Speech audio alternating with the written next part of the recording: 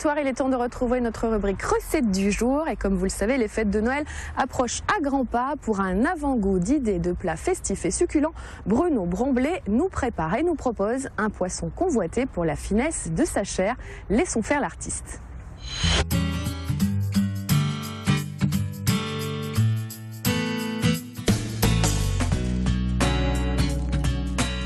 Bonjour, je m'appelle Bruno Bromblé, je suis chef de cuisine à l'auberge La Vieille Fontaine à Cornillon, dans la vallée de la Cèze.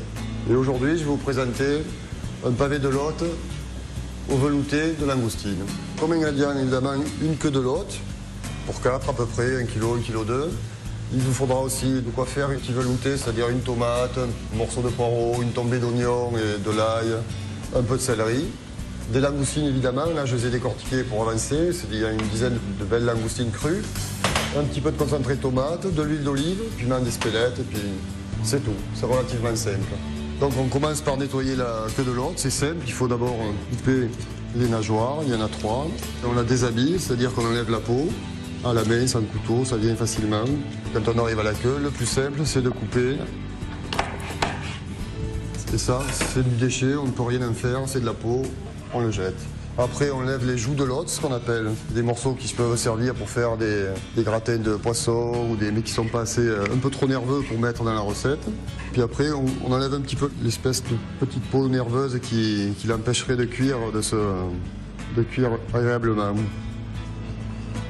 Avec les petits vaisseaux sanguins qui sont dessus. Et on se retrouve donc avec la queue de lotte nettoyée. Alors maintenant, la phase suivante, c'est d'enlever l'arête centrale. On appelle ça un os pour les lottes parce que c'est vraiment un seul morceau. Donc on fait suivre le couteau bien contre l'os. Il ne faut pas avoir peur, il n'y a aucun piège dans cette arête. Voilà, donc on lève un filet déjà et on lève l'autre filet. On réserve sur le côté les 2 filets de poisson et on tranche l'os en 4 morceaux pour faire un fumet de poisson très parfumé. Et c'est moi, je mets aussi les joues de lotte qui vont me servir à parfumer la recette. Donc là, on a déjà le poisson qui est prêt. Il suffit juste de le couper à la grosseur voulue pour chaque personne. Il faut 4 morceaux de cette grosseur, 150 grammes à peu près. Donc on a nos 4 morceaux qu'on met de côté 5 minutes ou qu'on met au frigo si on n'a pas le temps. La phase suivante, c'est de préparer le fumet de poisson. Alors, on verse un filet d'huile d'olive. Une fois l'huile d'olive bien chaude, on met les légumes au fur et à mesure, c'est-à-dire un oignon grossièrement, puisque la sauce est passée de toute façon, c'est pas la peine de couper trop fin. Une tombée d'oignon. Le plat qui est agréable pour ça, ça permet de travailler à toutes les températures. Le céleri et le poireau, pareil, quelques morceaux grossièrement tranchés, c'est pas utile de faire très fin. On met sur l'oignon. On commence déjà à remuer un petit peu. Une fois que ces 2 légumes sont un peu rissolés, 1 à 2 minutes, pas plus, on y rajoute les morceaux de lotte. L'os que l'on a préalablement coupé et les 2 morceaux de joue. On remue un petit peu, on fait saisir pareil, 1 ou 2 minutes, à feu vif de préférence, que les légumes se colorent un petit peu parce que la sauce est forte, donc il faut bien colorer les légumes. Après, on peut ajouter nos queues de langoustine triées, donc on les met par-dessus. Elles sont un peu fragiles, mais ça va durcir en cuisant, donc il n'y a pas de problème. On retrouvera les morceaux entiers, on les sortira avant de passer la sauce, évidemment. Alors maintenant, on remue un peu plus délicatement parce qu'en attendant que les morceaux de langoustine durcissent un peu. Après, on rajoute un peu de sel. Et puis, on parfume avec un peu de piment d'Espelette. Le piment d'Espelette n'est pas très fort, mais il est très parfumé, donc ça va très bien dans la recette. Une petite demi-cuillère de concentré de tomate pour faire roussir et aider à colorer. On remet toujours délicatement tant qu'on n'a pas... Vous voyez, les langoustines commencent déjà à se raffermir, donc c'est déjà bon. La casserole commence à bien se colorer sur le fond. Et puis quand c'est bien revenu, on rajoute la tomate et les 2 gousses d'ail écrasées. Et ça va permettre déjà à la sauce de commencer à s'humidifier. Et on va avoir un petit peu de jus au fond qui est déjà excellent.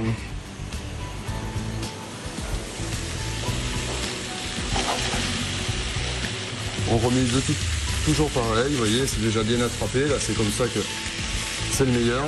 Couvrir ça 5 minutes pour que tous les légumes commencent à bien ramollir ensemble. On couvre.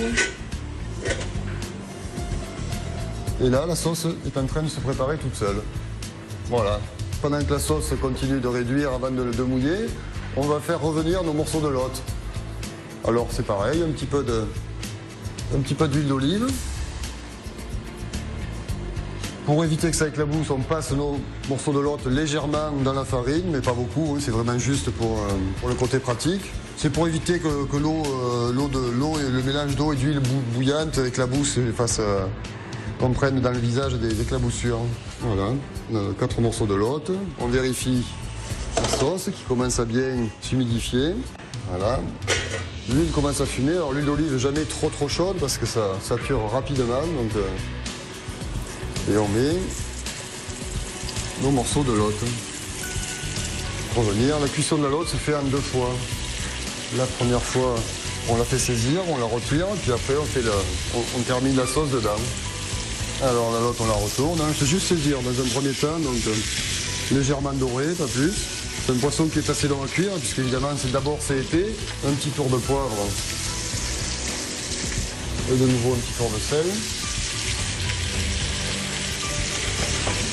Pendant que la lotte rissole, on va mouiller un peu notre sauce, c'est-à-dire qu'on va mettre de l'eau à hauteur, pas plus. On met à peu près à la hauteur, c'est-à-dire 2 petits godets, l'équivalent d'un demi-litre, puisque ça va réduire un petit peu. On rectifie l'assaisonnement, je rajoute un petit peu de sel et de poivre. Il faut laisser évaporer pour que il ne nous reste plus que dans le jus les parfums de tout ce que l'on a mis. La lotte est presque saisie. Pendant qu'elle finit de se dorer, je vais couper. C'est une cébette, c'est un oignon frais maintenant, donc j'en fais quelques rondelles pour faire une tombée au dernier moment. Je peux maintenant retirer ma lotte de la poêle. Je la réserve 10 minutes parce que la cuisson est importante et ça cuit à peu près 12-15 minutes dans le bouillon, pas plus parce qu'après elle sèche. Pendant ce temps-là, ma sauce continue de réduire. Maintenant que les queues de langoustine mises dans la sauce sont cuites, je vais délicatement les sortir et les mélanger et les remettre aussi de côté avec ma lotte parce que ce serait dommage d'en faire de la purée. Donc je les mélange là, on les garde pour la présentation après. Puis maintenant, on va s'occuper de faire cuire le poisson et de verser la sauce dessus au dernier moment pour la cuisson du poisson. Maintenant que tous les éléments sont prêts, on va les assembler, c'est-à-dire faire cuire la lotte puisqu'elle a juste été saisie et mettre la sauce dedans chinoisée pour afin de la laisser réduire tout en faisant cuire la lotte. Le principe est que les parfums de nouveau se remélangent et que la lotte donne un bon goût à cette sauce. Je prends les morceaux, je les fais saisir de nouveau, donc je remets dans la poêle. Je rajoute ma tombée de cébette dessus. Je les laisse bien venir en chaleur. Et dès que les cébettes sont un peu rissolées, je rajoute ma sauce dessus, que je tamise au dernier moment, à même la poêle. Donc voilà, le bouillon est bien réduit, la couleur est agréable. Ça fait à peu près 20 minutes que ça cuit, donc c'est bon, on va pouvoir le rajouter à la lotte. Il ne faut surtout pas couvrir à hauteur, il suffit de mettre 1 cm, qu'elle soit à moitié dans le bouillon, ça suffit largement. On les tourne toutes les 2-3 minutes et dès que la sauce a bien épaissi, c'est à peu près une histoire de 10 minutes, c'est que la recette est prête à être dégustée. Je rajoute mes queues de langoustine. Maintenant, c'est la partie cuisson. Il faut compter 7-8 minutes parce que c'est un poisson légèrement nerveux, donc il faut le laisser bien. On rectifie l'assaisonnement aussi, sûrement poivrer légèrement parce qu'on a déjà beaucoup de piment, de saveurs fortes et légèrement salé aussi, une pincée de sel. Et là, on laisse mijoter 10 minutes.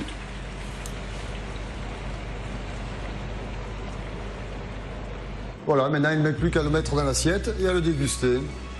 Donc, j'amène la lotte, l'accompagnement. Alors, pour 4, évidemment, à la maison, vous faites comme vous voulez. Un morceau de lotte, 2 ou 3 morceaux de langoustine clairsemés.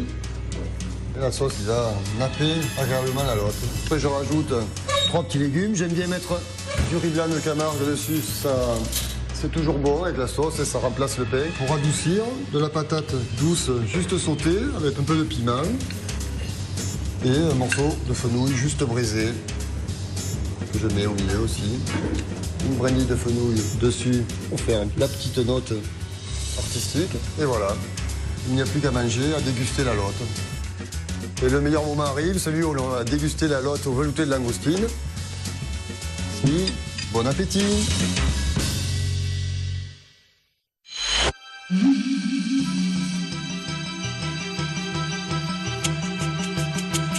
Nous poursuivons notre balade en territoire. Nous étions il y a de cela quelques semaines à Mouriès pour la cueillette des olives vertes.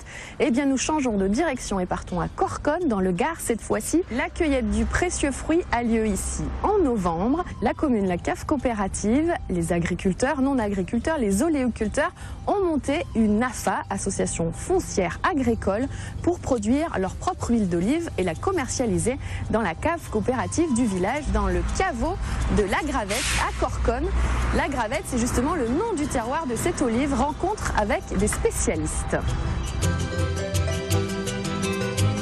La Gravette, terre généreuse où l'olivier donne à l'homme le meilleur de sa production, qu'il faut s'empresser de récolter avant les caprices du temps.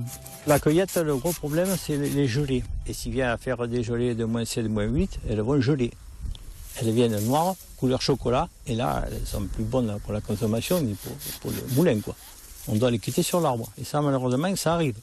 C'est pour ça que cette année, je pense qu'il faut vite les ramasser, parce qu'il va faire froid, à mon avis, et peut-être trop froid. Ici, les oléiculteurs considèrent la pichouline comme une petite reine. On lui porte une attention particulière en l'accueillant comme à l'ancienne. Alors, il y a plusieurs méthodes de cueillette de l'olive. Vous avez la méthode traditionnelle, avec un colichon attaché sur votre ventre, et ramassage avec la main. Vous prenez les olives qui sont sur le brin, vous les tirez, vous les tombez dans le colichon. Ça, c'est la méthode traditionnelle, ça n'abîme pas les branches. Dans le colichon, c'est propre. Les anciens pratiquaient que cette cueillette-là. Il y a d'autres moyens de cueillette plus modernes, avec des filets qu'on met au sol, autour de l'arbre, et avec des râteaux. On prend la branche, on tire et on fait tomber les olives au sol. Cette méthode-là est plus rapide qu'à la main, parce qu'avec le râteau, on tombe beaucoup plus d'olives, on prend des branches et on tire. Cela est bien. En plus, avec le filet au sol, on ramasse les olives, on les met après dans les cajots. Il tombe quelques feuilles, mais ça n'abîme pas l'arbre. Ça n'abîme pas l'arbre, ça ne fait rien. Il y a quelques feuilles de tomber, c'est tout. Ah, maintenant, on va au moulin. Ce moulin, c'est celui du paradis. Nos pichoulines de Corconne y sont triées, lavées, pour au final se retrouver broyées. La pâte ainsi obtenue sera pressée afin d'en extraire le liquide précieux d'une huile à la saveur unique, celle de tout un terroir. L'olive de Corconne, c'est une olive majoritairement picholine, donc c'est quand même une olive historique de la variété dominante du département.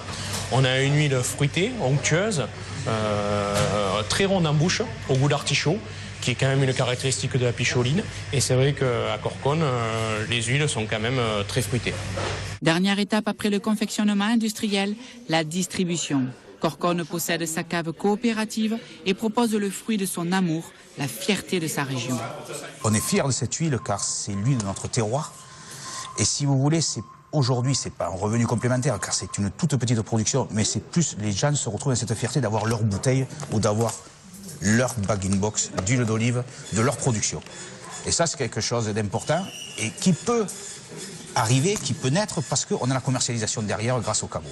Plus qu'un simple produit, c'est toute l'âme d'un village, un esprit de rassemblement nourri par la motivation de chacun. C'est quelque chose qui fédère énormément puisque le fait de démarrer quelque chose, une association comme ça, avec un but commercial et se retrouver dans un produit conditionné et visible et qu'on peut le toucher, on peut l'avoir, c'est sûr que ça fédère et ça motive tout le monde.